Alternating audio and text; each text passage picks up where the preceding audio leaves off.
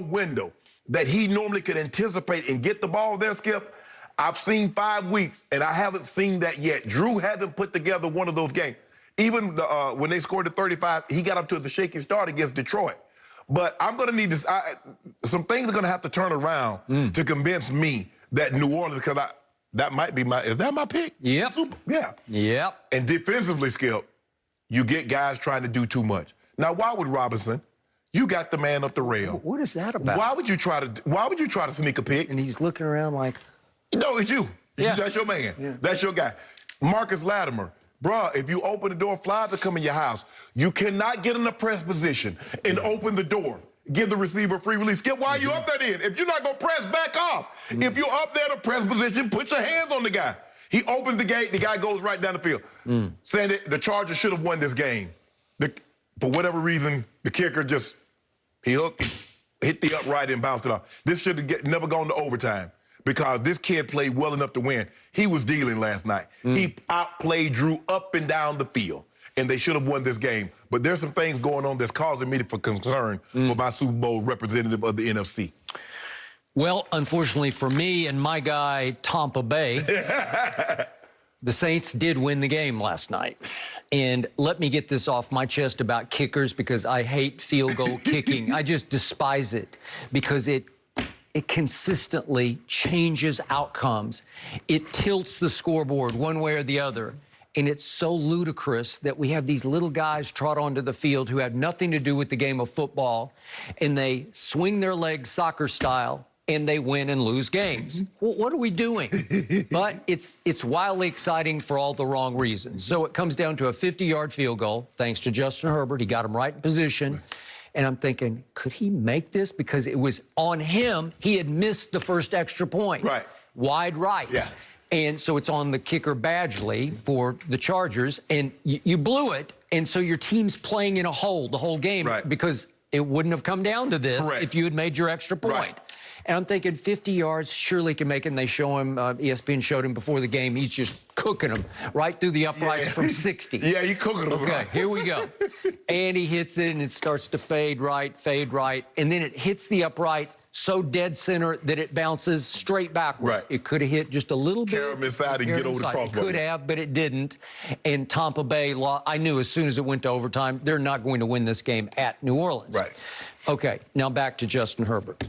I am with you on this. We both agreed before the draft we did not love him. Not sold.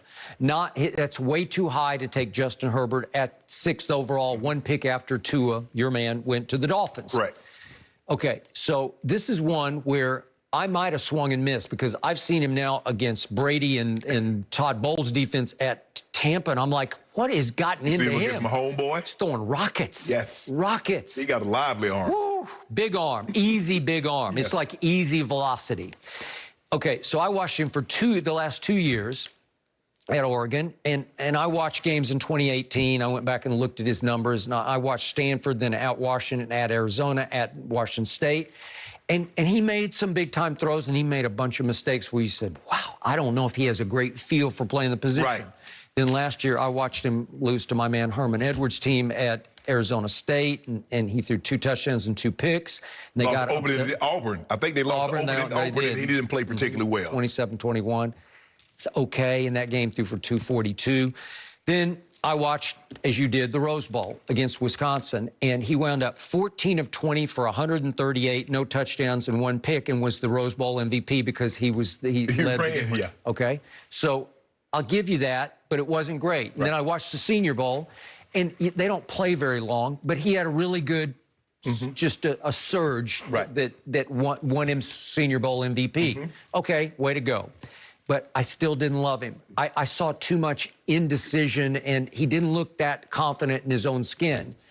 And it's almost like the NFL game is more made for him than the college game. It seems that way, Skip, because it seems like, for whatever reason, Skip, it's like he plays great, and then he has this lull in the middle that allows the team to get that they're ahead of to get back in the ball game, and then he plays great again. Yeah. Because he was playing great against Kansas City. He made that one mistake when he should have just scrambled and got the first down, and they win that game. He throws back across his body like, bro, what are you doing? You can't do this.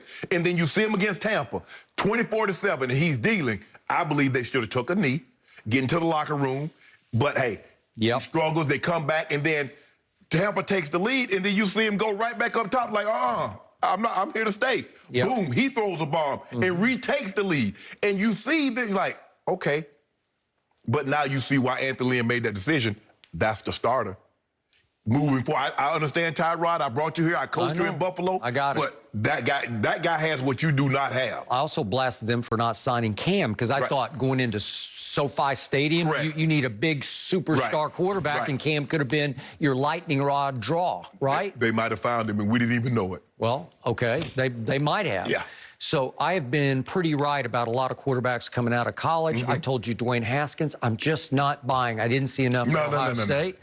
And he looks like he's on shaky ground in Washington, obviously. And then Sam Darnold, I told you, and maybe he'll still pull out of it, but I never was sold on Sam Darnold at USC.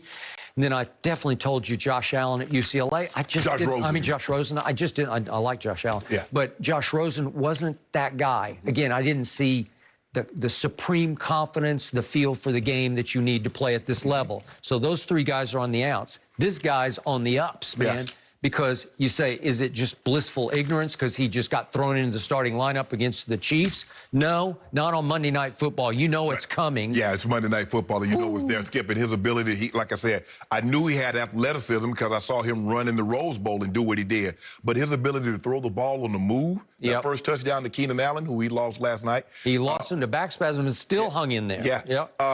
But the thing is, Skip, Drew Brees, that's concerning. I don't know what you feel about Drew, but I'm not liking what I see.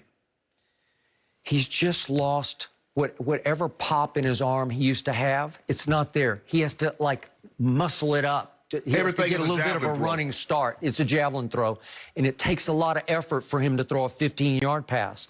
Last night, when they protected him and gave him supreme time to throw, he was still throwing darts, but he had to sort of wind up to throw the dart. Yeah, but the thing is, Skip, I'm moving a guy like him.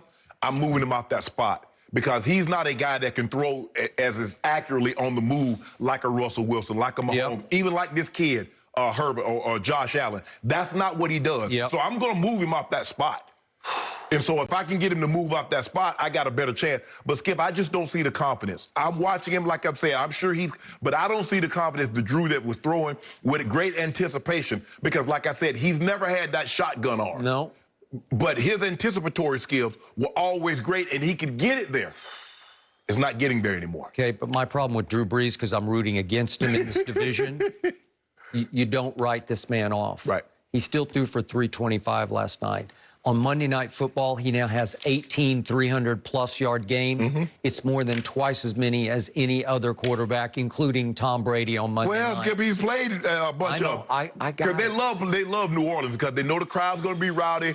There's going to be, some like Peyton and those top quarterbacks are going to have a bunch of numbers on Monday night because they're going to play a bunch on Monday night. But it was intriguing to me. He made one big throw that actually Kamara made a better catch on. That wasn't the throw. That was the catch. We could see this. Kamara went up and just stole. He mossed the DB. This is the one that got them in position to tie the game late. What a play. Let this thing get, Skip. You're throwing a fade route to a 5'7" running back up the rail. Yep. And he went up like a wide receiver and snatched it like Michael Gallup would. Pretty impressive. And then what happened when they got down to 3rd and 4 near the goal line? All of a sudden, Drew Brees is completely out of the game in favor of Taysom Hill. Well, they had a couple of third downs last night. They brought Taysom Hill in, and I'm sure Drew wasn't happy about that one. I agree.